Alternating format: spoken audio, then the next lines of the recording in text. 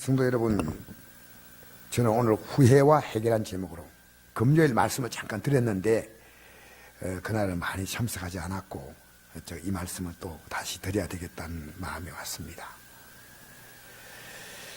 여러분, 명절을 잘 보내셨나요? 저도 명절을 잘 보냈습니다. 그것은 그냥 보낸 게 아니고요, 자녀와 믿음으로 아주 좋은 관계를 주었어요. 그게 굉장히 기뻐요. 며느리에게, 아들에게 믿음의 권고를 하니까 정말 잘 받아주었어요. 그래서 기쁘게 이제 오늘 주일에 아마 자기들 섬기는 교회 가서 예배를 드릴 겁니다. 우리 명절 되면 부모님이나 조부모님이 생각이 납니다. 이미 떠나셨죠. 근데 그분이 정말 이 땅에서 영원히 사라졌을까요? 아닙니다. 영원히 살아있습니다. 그래서 저는 제 부모님이 돌아가셨다는 그 느낌이 별로 없어요. 예, 두 분은 예수 믿고 하늘나라 가셨거든요.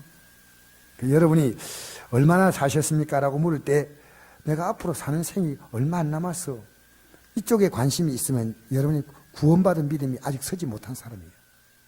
우리는요, 이 땅의 삶이 끝나면 진짜 우리가 살아갈 삶이, 이게 우리 앞에 그게 더 큰 비중으로 옵니다. 그러니까 믿음 생활 아무렇게 하지 않아요.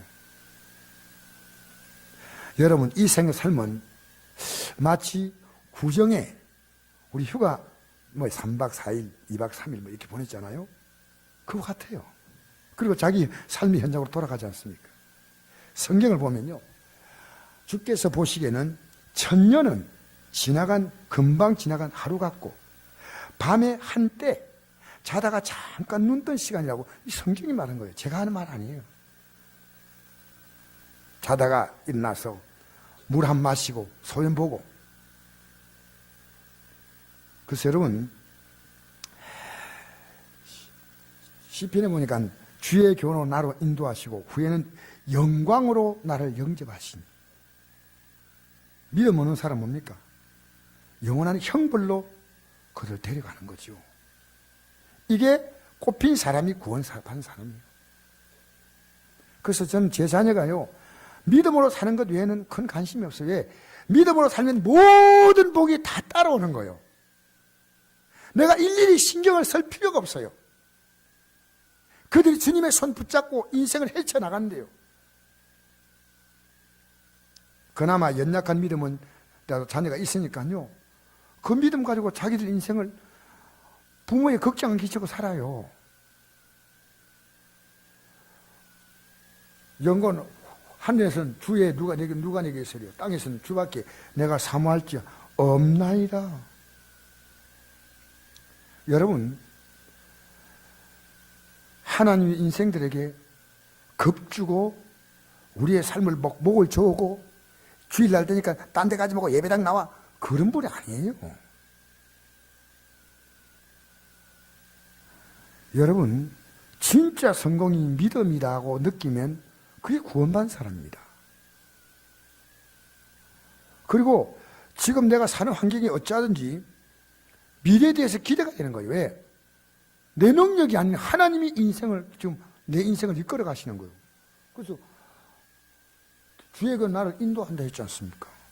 후에는 날 영광으로 영접한다.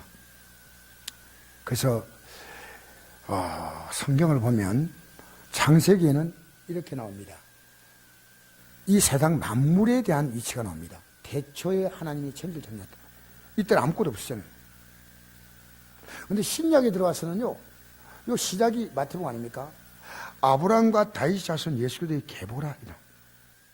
그러면 아브라함과 다윗의 후손을 통해서 예수님이 태어나시는 거예요. 가장 성공한 믿음의 사람이 분명합니다. 그러나 여러분, 오늘 저는 특별히 다윗에 대해서 말씀드리고자 합니다. 다윗은 믿음으로 성공한 사람이죠. 목동인 그가 왕이 되었고, 그리고 영원히 다윗은 빛나는 이름이에요.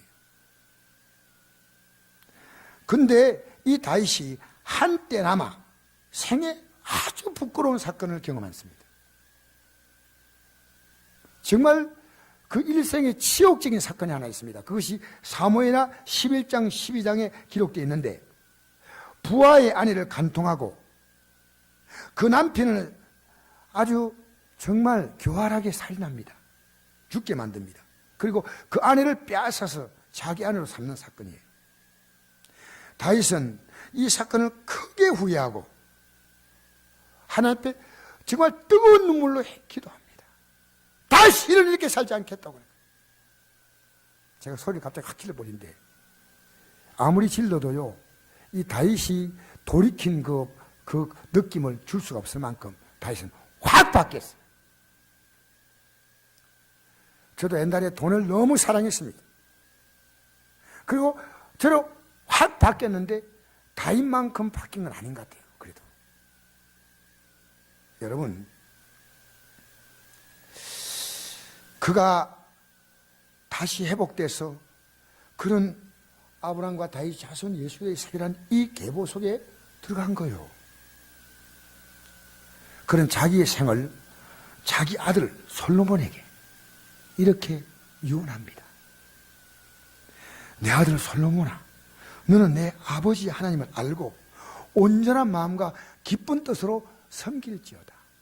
여호와께서 모든 마음을 감찰하사 모든 의도를 아시나니, 모르는 게 없어. 남은 몰라도 하나님 우리 마음 다 아시오.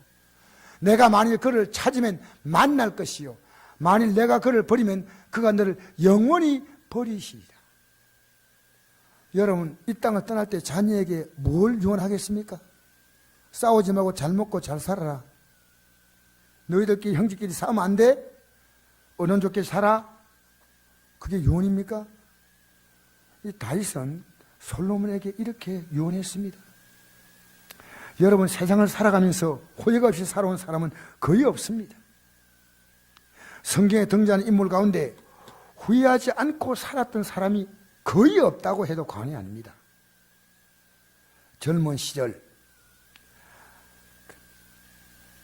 다윗 왕을 본받아서 하나님을 잘 섬겼던 한때를 보낸 사람이 바로 솔로몬, 지혜의 왕 솔로몬입니다.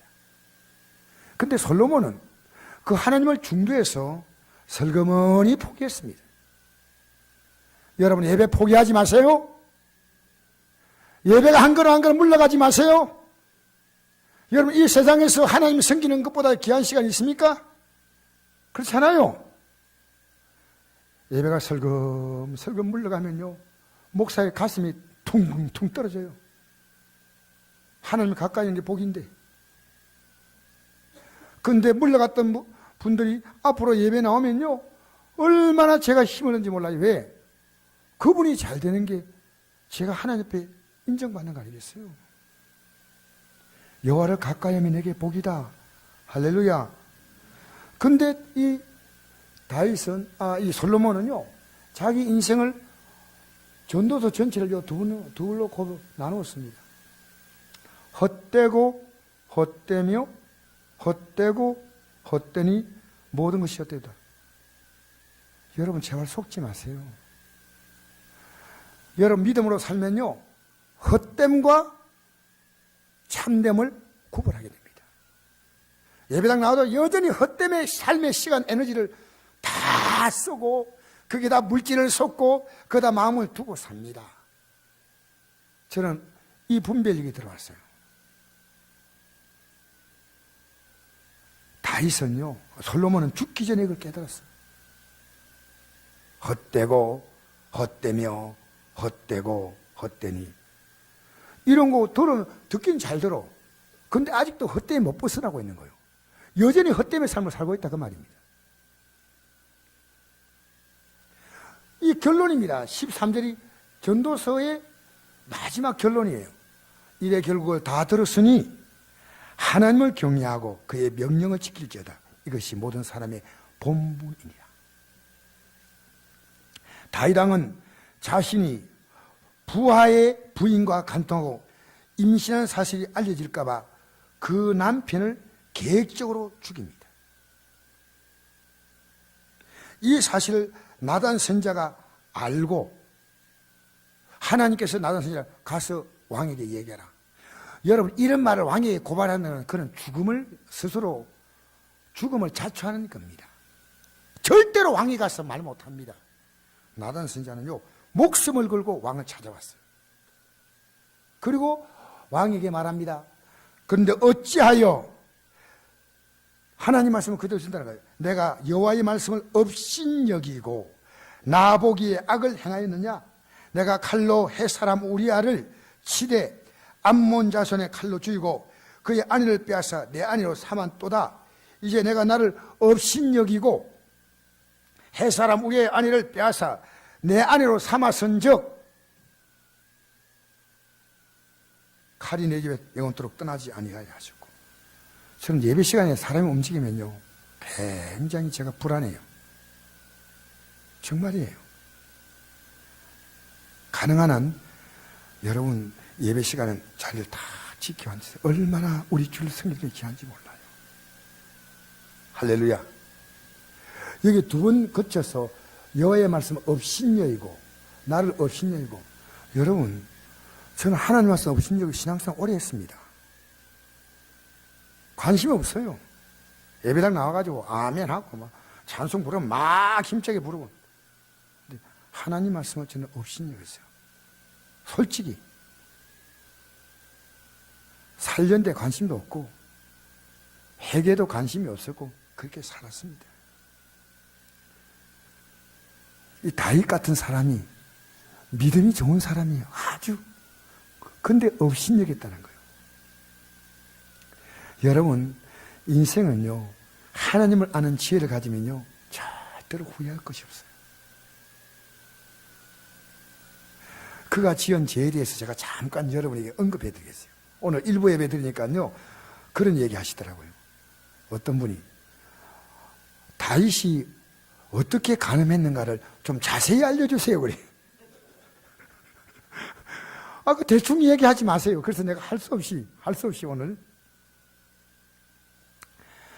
여러분, 다윗은 그 집안에서 가장 천한 아들이었어요. 왜? 목동이었으니까. 그 아들 가운데서 가장 부족한 아들이 다윗인데, 이 목동인 다윗을 하나님은 왕이 되게 만드셨어요. 나라가 평안해지자 어느 날, 제가 사무엘하 11장 2절 이하로 지금 여러분에게 풀이해 드린 겁니다. 어느 날 저녁 때 다윗이 그의 침상에서 일어나, 이 다윗이 게으러진 거예요. 저녁에 왜 침상에 납니까? 왕궁기를 떡 그런데 왕궁이 높으니까 쭉 다 보이잖아요. 어떤 여인이 그 시간에 모욕을 하고 있었어요. 집에서 실오라기 하나 걸치지 않고. 멀리서 보니까요, 미안합니다, 백옥 같은 피부에 너무 아름답게 보였어요. 그래서 다윗이 사람을 보내가지고 그 여인이 어떤 여인인가 알아봤더니 지금 전쟁터에 나가서 전쟁하는 우리아란 군사의 아내 바세바였습니다. 다윗이 자기 전령을 보내가지고 부하를 보내서 그 여자를 데려오게 하고 그 동침하고 집으로 돌려보냈습니다. 근데 그 여인이 임신을 하고, 여러분, 임신하고 나니까 남편은 전쟁터에 지금 전쟁을 계속 몇 달간 하고 있는데 임신했단 말이 아니잖아요. 다윗에게 이 사실을 알리니까요, 다윗이 그 총사령관인 요압 장군에게 서찰을 보냅니다. 편지를 보내서 우리아를 특별 휴가를 보내라. 그래가지고 우리아가 동침하면 우리아 자녀처럼 그렇게 이제 위장하는 거죠. 근데 우리아 보고 동침하라고 하니까요, 왕이요, 저는 하나님 앞에 맹세코 그렇게 할 수 없습니다. 내 동료가 전쟁 때 피를 흘리고 있는데 제가 어떻게 제 아내와 동침할 수 있겠습니까? 그리고 왕의 그 궁궐 마당에서 자는 거예요. 아주 지독한 충성된 부하입니다. 그러면 귀하게 알아야죠. 사실 내가 여차저차 해가지고 실수했다, 이렇게 해서 나를 용서해달라고 빌어야 되는데, 우리아에게 봉함한 편지를 보냅니다. 이거 저 장군에게, 총사령관에게 전달해라. 우리아는 그거 모르고 이제 전달하고 간 거죠. 근데 그 편지가 어떻게 됐냐면, 가장 전쟁이 맹렬하게 일어난 전쟁터에서 우리아를 앞세우고 다른 군사들에게 신호를 보내가지고 확 뒤로 물러서게 하면 우리아가 죽을 것이다. 그렇게 지시하는 거예요. 아니나 다를까 가장 격렬한 전쟁터에서 우리아를 앞세우고 일정한 신호를 딱 주자요. 다 철수하자. 우리아는 거기서 죽었습니다. 여러분, 이 내용은 사실 십계명에 6, 7, 8, 9, 십계명에 다 분명한 겁니다. 산나지 말라, 간음하지 말라, 독침하지 말라. 왜 남의 아내를 독침합니까? 거짓증거하지 말라. 지금 거짓말하잖아요. 내 의사를 탐내지 말라. 이 죄가 5가지 하나님 말씀을 멸시하는 거예요. 하나님 말씀은 여기 보니까 없인 여겼다는 그 말입니다. 그런데 다윗은요, 이 죄를 책망하는 나단 선자 앞에서 자기 자신이 합리하지 않았습니다. 그의 선왕이었던 사울왕은 범죄하자 자기가 그렇게 할 수밖에 없는 이유를 말합니다. 사무엘 선자에게. 그러나 그는 적시로 회개합니다. 그것이 오늘 읽었던 내용이죠. 내가 여호와께 죄를 범하였노라. 간단합니다. 하매 나단이 다윗에게 말하되 여호와께서도 당신 죄를 사하셨나니 당신이 죽지 아니하리니와 이 일로 말미암아 여호와의 원수가 크게 비방할 거리를 얻게 하였다. 여러분, 이 예언대로 지금 나단 선자의 예언대로 다윗의 가정에는 엄청난 재앙이 닥쳐오는 겁니다. 나단 선자가 예언합니다. 100주에 당신의 아내가 간간을 당할 것이다. 그 자녀들이 서로 죽이는, 여러분, 형제들끼리 서로 죽입니다. 그리고 형제들끼리 서로 근친상간의 죄를 범합니다. 이게 다윗의 가정에 일어난 사건이에요. 다윗은 이 죄를 생각하고 회개합니다. 그것이 곳곳에 나오지만 제가 한 군데만 읽어드리겠습니다. 내가 탄식함으로 피곤하여 밤마다 눈물로 내 침상을 띄우며 내 요를 적시나이다. 내 눈이 근심 말미암아 새하며 내 모든 대적으로 말미암아 어두워졌나이다. 이 대적이란 자기 자신에게 이런 악한 마음을 준 영적인 마귀의 세력을 지금 말하고 있죠. 악을 행하는 너희는 다 나를 떠나라. 나는 그렇게 살지 않겠다는 거죠. 여호와께서 내 울음소리를 들으셨다. 여호와께서 내 간구를 들으셨으며 여호와께서 내 기도를 받으시리로다. 이런 내용들이 너무나 많기 때문에 제가 한 구절만 지금 인용한 겁니다. 다윗은 후회할 뿐 아니라 회개합니다. 잘못을 인정합니다. 그리고 그 이후로 다시는 이런 죄를 범하지 않았습니다.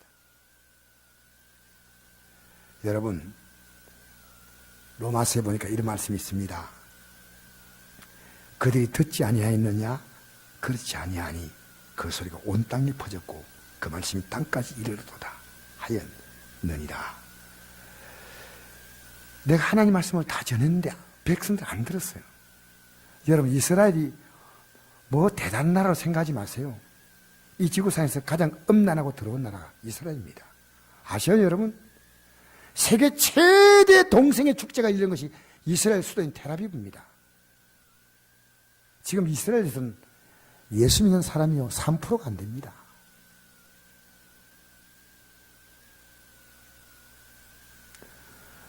여러분, 아브라함 때부터 시작해서 계속 하나님 말씀을 들어주고 모세를 통해서 십계명을 줬고 계속 4,000년 이상 하나님 말씀을 주었지만 그들은 꿈쩍도 하지 않습니다. 어쩌면 오늘 한국 교회가요, 하나님 말씀 아무리 들려도 꿈쩍도 하지 않아요. 조금도 반응하지 않아요. 우리 교회 문제가 아니라 한국 교회입니다. 저는 목사지만 부끄럽게 이 말을 합니다. 목사부터 회개해야 됩니다. 교회 직분자들이 회개해야 됩니다. 봉사 좀 한다고 믿는 척하면 안 됩니다. 회개해야 됩니다. 의사는 환자의 사정을 봐주지 않고 환자를 살리기 위해서 정확한 병명을 얘기해 줘야 됩니다. 나는요, 금식 못하는데, 의사가 지금 내시경 검사해야 됩니다. 그러면 조금만 먹으세요, 조금만. 많이 먹으면 안 돼요. 내시경 검사 못합니다. 제가 찾아간 의사는요, 거의 막 야단쳐요. 이 가까운 동네 의사인데, 지금까지 왜 이걸 그냥 두고 있었습니까? 뭐라 하는 거예요.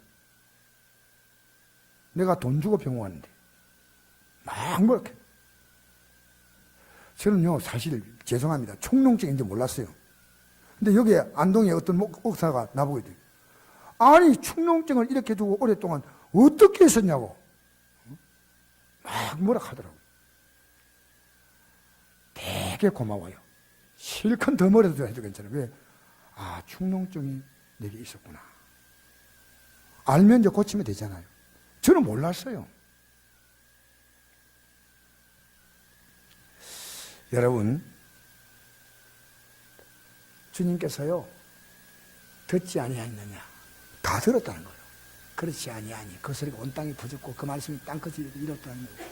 이스라엘이 이르되 순종하지 아니하고 그 소리는 백성들에게 내가 종일 발을 펴졌다.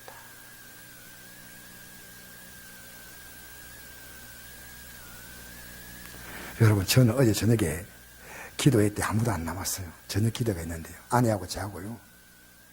주님이 저희를 향해서 팔을 벌리고 있는 걸 압니다.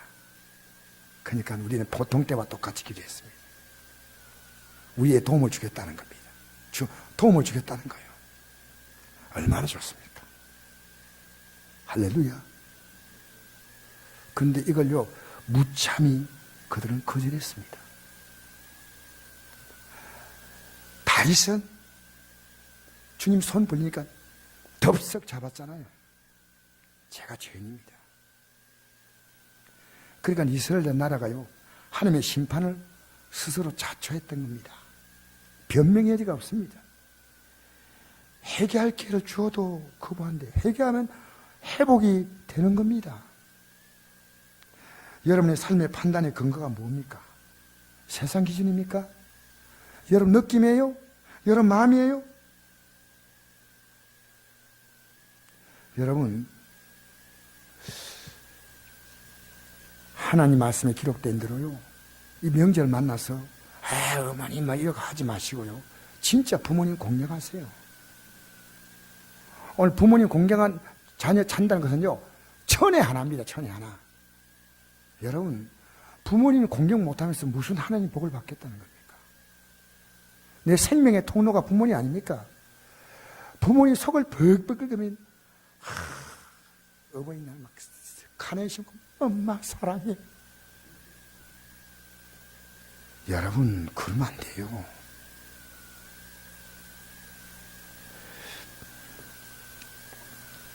잘못 살았으면요, 후회가 되는 인생을 연장하면 안 됩니다. 과거에도 후회했고 지금도 후회하고 앞으로도 후회하고 그렇게 살지 마세요. 잘못되면 지금이라도 고치세요. 전 제 건강에 대해서 큰 관심 갖지 않다가 제가 척추가 부러지고 이런 반에 그 이후로요, 굉장히 건강에 신경을 쓰니까요, 제가 이래도 50대 건강으로 삽니다. 믿지 않을지 몰라도 저는 건강합니다. 하나님이 엄청난, 왜? 제 몸을 관리하거든요. 조금만 아프면 병원 가요. 기도도 하지만. 여러분 가운데 몸 방치한 분 있습니다. 우리 몸이요, 살아있는 성전이에요. 내가 몸이 아프면요, 신앙생활도 제대로 못합니다. 우리 몸도 잘 관리해야 돼요. 너무 가식하면 안 되고요. 후회는 누구나 하지만 후회는 회복의 길이 없습니다. 절망입니다. 회개는 이제부터 다시 시작할 수 있으니까 희망이에요. 여러분, 세상은요, 다시 시작하려 해도 시작을 끈덕지가 없어요. 사업이 다 무너졌어. 가정이 무너졌어. 뭘 시작한다는 얘기입니까? 그러나 믿음은 다릅니다. 내가 시작하려고 할 때 주님이 우리에게 팔을 내미시다가 잡아주시는 거예요. 잡아주는 거예요. 내가 이제 너의 삶을 이끌어 주겠다는 겁니다. 병들었냐? 내가 치료해 주겠다는, 도와주겠다는 겁니다. 왜 이 주님의 손을 못 붙잡냐 그 말이에요. 믿음으로 사는 사람의 삶은 뭡니까? 희망입니다. 믿음은 희망입니다. 믿음이 있다는 건 희망이 있는 것이고, 믿음이 없다는 것은요, 희망이 없는 거. 아시겠어요? 여러분, 성경에 대표적으로 두 사람이 있죠. 가룟유다와 베드로. 둘 다 예수님 배신하죠. 가룟유다는 후회하고 자살로 생을 마칩니다. 사실은 가룟유다가요, 남자답고 멋있는 부분이 있어요. 베드로는요, 배신했지만은 부끄럽게 주님 앞에 다시 나옵니다. 주님이 그걸 쓰시는 거예요. 여러분, 저는 오늘 어떤 분의 상담을 받고, 어제 그 상담하는 자리에 여기 앉아있는 박순덕 성도가 같이 앉아 있었습니다. 그 때문에 제가 이거 실제적인 얘기이기 때문에 일부러 제가 박순덕 성도를 오라 그랬어요. 왜 오라 했냐면요, 박순덕 성도님이 자녀에게 대해서 엄청난 관심을 갖고 있어요. 그 자녀에게 쓰는 것은 아까워하지 않아요. 그래서 제가 박순덕 성도님이 있는 데에서 같이 식사를 하면서 이 대화를 나눴습니다. 이분이 제가 양해를 구했습니다. 내 당신 간증 좀 하겠다고. 우리 성도들에게, 본인에게 어제 내가 양해를 구하고 오늘 말씀 전하는 건데요. 어제 낮에 저를 찾아왔어요. 찾아왔는데 명절 맞아서 조그마한 선물 하나 들고 찾아왔는데 다 끝나고 나서 이래요. 목사님, 저하고 모욕 갑시다 이래요. 그래서 내가 모욕 갔다 왔다 이랬거든. 낮에 우리 애하고 갔다 왔어 금방. 근데 목사님, 저하고 한번 가면 안 돼요. 목사님 하루에 2번 못 갈 이유가 뭐 있습니까? 그래가지고 또 가서 학가선 또 갔다니까. 근데 나는 모욕비 내줄 줄 알았죠. 목사님, 모욕비 목사님 내주세요 이런 거. 근데 내가 그거 내는 건 아깝지 않은데 돈 없나 이랬어요. 그러니까 목사님, 제 통장에 2,000원 얼마 있더라고요. 그래서 그때 내가 물었어요. 제가 모욕 제가 내는 게 기쁘죠 저는. 근데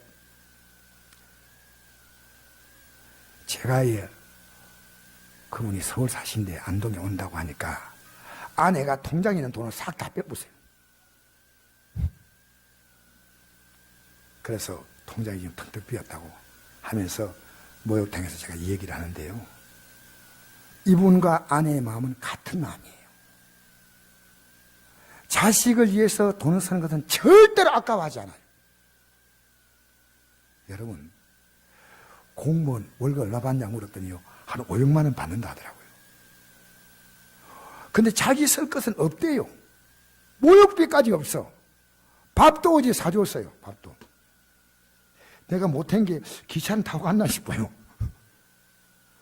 내가 왜 이렇게 사냐 했더니요, 아내도 맞벌이 한대요. 맞벌이는 같이 돈을 버는데, 제가 서울에서 부부가 맞벌이 하면요, 아내가 최소한도 한 200원 벌 거다 생각이 들어요. 서울 같은 경우. 그러면 두 사람 벌면요 700, 800입니다. 그런데 이게 왜 이렇게 사냐니까, 자녀 하나 교육시키는데 300만 원을 쓴다는 거예요. 첫눈에 들었잖아요. 이건요, 무언가 정신이 나갔어요. 자기 인생이 없다는 거예요. 자기는 어려서 고생했기 때문에 자녀만은 고생 안 시켜야 되겠다 생각했다는 거예요. 그래서 자식이 원하면 다 주는 거예요. 자기들은 빈털털이에요. 모욕비도 없어요. 제가요, 집사님 이래 살지 마세요. 그리고 이제 헤어졌는데, 헤어지고 나서 가만히 생각하니까요, 이분에게 정말 상담을 제대로 해가지고 이분이 방향을 잡아야 되겠다. 제가 이제 그분 저녁에 다시 전화하니까 서울 아직 안 갔대요. 그래서 만나서 박순덕 선도와 같이 앉아서 식사를 했습니다. 하면서 내가 간곡히 부탁했습니다. 지금 그렇게 자녀가 원하는 대로 다 들어주는 것이 자녀를 위한 길이 아닙니다. 자녀가 인생의 분수를 알고 살게 만들어줘야 됩니다. 가정의 경제력에 비해서 학비가 30% 이상 들어가면 안 됩니다. 여러분, 자녀가 둘인데 하나가 300만 원 같으면 그 나머지 애는 얘기 안 하더라고요. 그리고 일본 유학 간다는 거예요.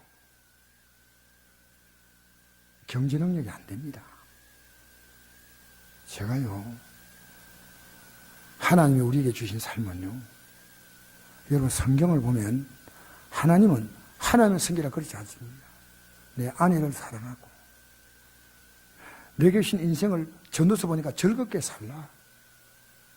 하나님 우리에게 일주일에 하루를 하나님께 예배하지만 나머지의 삶은 하나님 우리의 삶을 살라고 하신 하나님이셔요. 우리를 막 옥죄해가지고 꼼짝도 못하고 남은 그런 분이 아닙니다. 우리의 삶을 마음껏 우리의 삶을 즐겁게 살기를 하나님이 원하십니다. 우린 지금요 삶의 한쪽으로 팍 치우쳐요. 평창 올림픽 가고 그 팍 치우쳤다가 끝나고는 뭔 재미로 사는, 자식이라면 얘가 팍 치우치고 연애할 때는 막 사랑하는 그 사랑하는 사람에게 완전히 푹 빠져가지고 정신을 못 차리고 살아요. 사업하면 사업에 완전히 빠져버리는 거예요. 우리의 삶이 균형 감각이 없네요. 균형 감각이. 여러분, 하나님을 섬기는 것, 이 세상 살아가는 것, 이 균형이 딱 잡혀야 돼요. 균형이. 우리 애가 이래요. 어제 얘기를 하는데, 아버지, 아니 하나님을 섬기고 그럼 우리는 돈 안 벌고 어찌 삽니까? 옛날에 내가 갖던 그 돈에 대한 생각을 그대로 우리 애가 갖고 있더라고요. 그래서 한 손은 하나님 붙잡지만 네가 한 손은 열심히 살아. 공부를 열심히 해. 예수 믿는 사람요, 게으른 것은요 믿음 아니에요. 자기에 주어진 가정이나 직장이나 삶에서 공부하는 학생은 공부, 사업하는 사업, 자기의 분야에서요 최선을 다해야 돼요. 최선을 다해야 돼요. 여러분, 제가 게으른 목사입니까? 네, 솔직히 여러분 얘기합니다. 저도 게으를 수 있어. 저도 게으름이 막 있는데 이 게으름을 눌러. 저는 3층에 올라갔다가요 귀찮아서 1층에 못 내려가고 그냥 자요. 꼭 볼일이 있는데. 왜? 그만큼 게을러요. 근데 이 게으름을요 큰 눌러야 돼.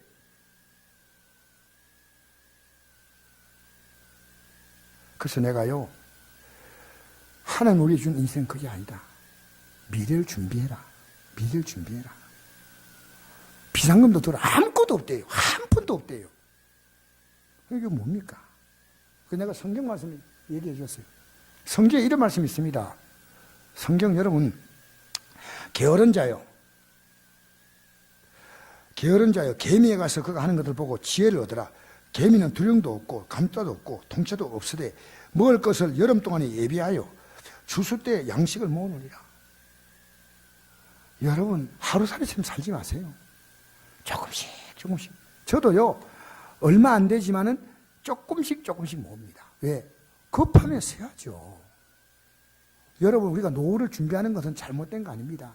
내 자녀에게 다 맡겨버리고요, 노후가 초라하게 된 건요 지혜롭지 못한 부모예요. 여러분, 자녀에게 인생 꽂고 살지 마세요. 저도 자녀에게요 철저하게 어려서부터 그래요. 너 인생은 너가 헤쳐나가. 내가 공부 시킬 때까지 너 인생을 사는 거지, 너는 너 인생을 살아야 돼.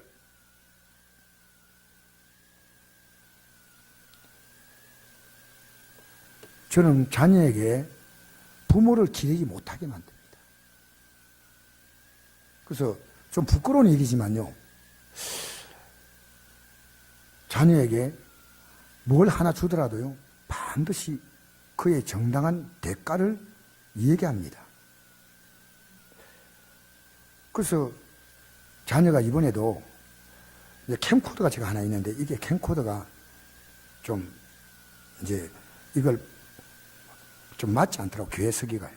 그래서 이걸 처분해야 되겠는데 어떻게 할까 생각하는데, 우리 애가 캠코더 아버지 필요한데요 그러더라고요. 그래서 그래 사라 그랬어요. 그래서 내가 아버지 얼마 드리면 될까? 20만 원 그랬거든요.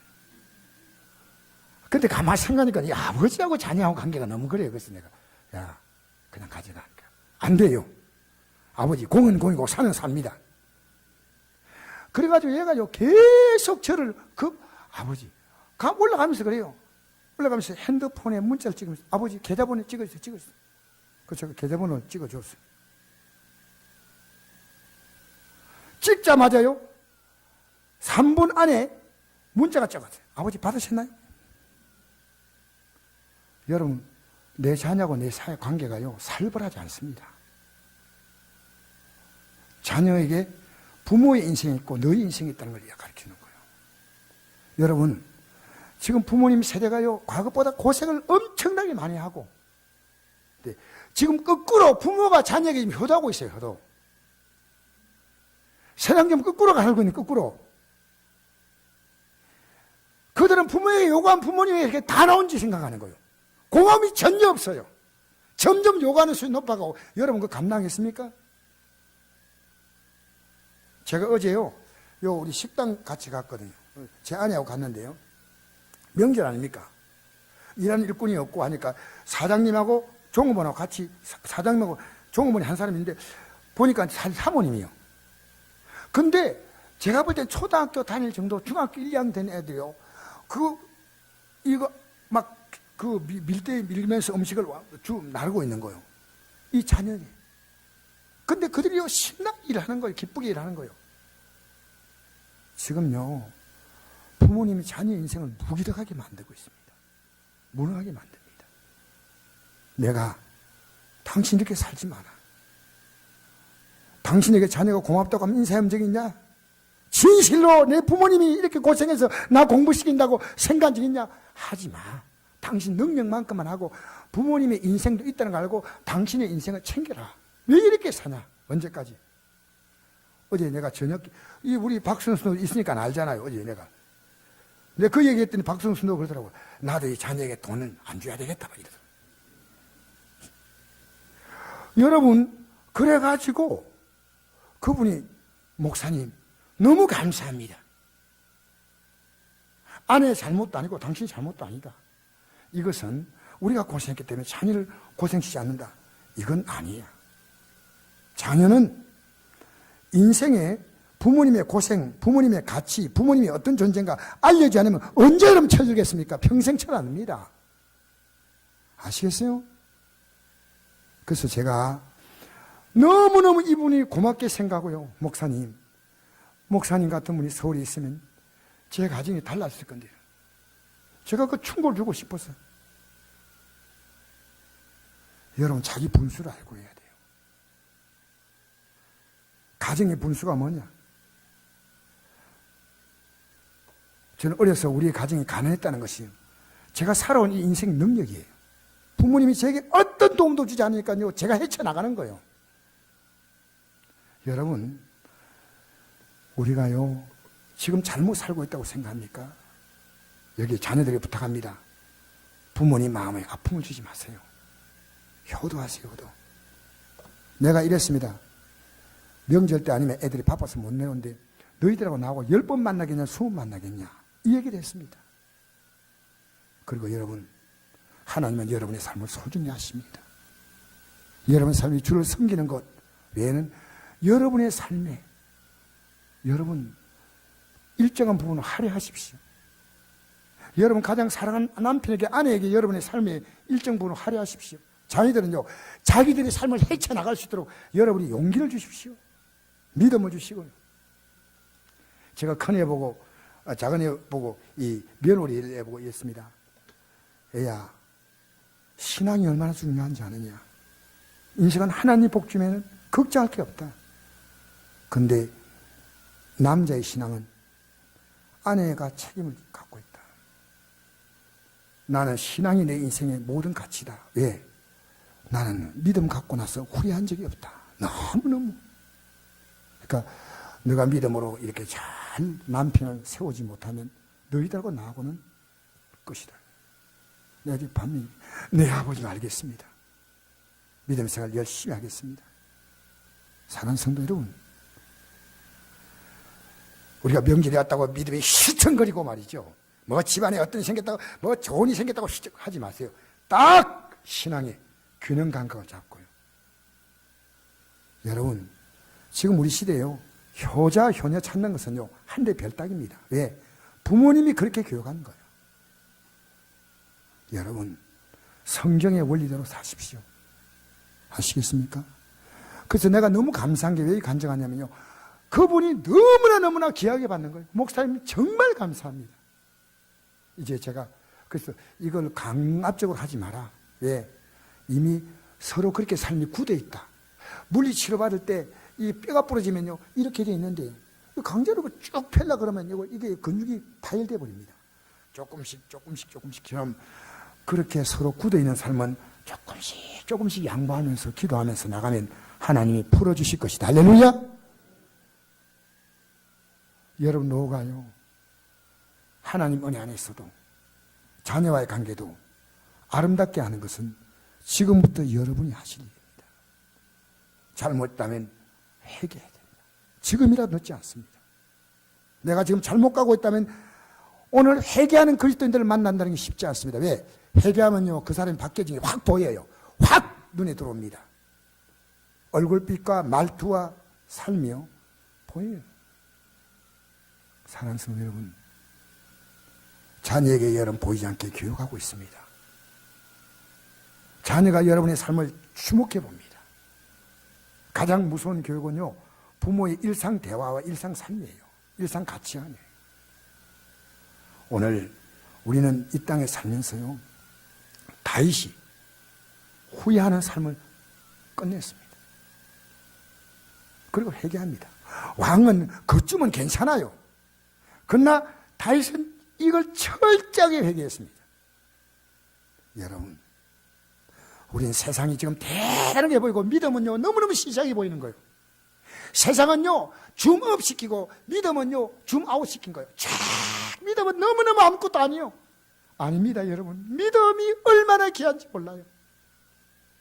사랑하는 성도 여러분, 오늘 이 시간에 명절이지만 또 누구를 만나야 되고 가야 되지만 참여한 여러분 너무 감사해요. 그러나 여러분의 삶이요, 어느 한쪽에 너무 치우치지 마세요. 할렐루야. 주님을 향한 부분, 가족을 향한 부분, 아내를 향한 부분, 남편을 향한 부분, 우리의 모든 삶이요, 균형을 이루어야 됩니다. 균형을. 우리 이 시간에 잠시 기도 같이 하면서요, 지금 여러분이 어느 한쪽에 너무 마음이 기울어져 있습니다. 알겠습니까? 믿음도 하나님은 10계명에서 1계명, 4계명까지는 하나님이지만 5계명부터 10계명까지는 사람을 대상하는 거 아닙니까? 여러분 삶이요, 너무 한쪽에 쏠리지 마십시오. 하나님 앞에서 후회 없는 삶을 살 수 있지는 우리가 완벽히 그렇게 말할 수는 없지만은요, 후회하는 삶이라면 회개하면 지금부터 돌이키면 됩니다. 할렐루야. 우리 잠시 한번 기도하십시다.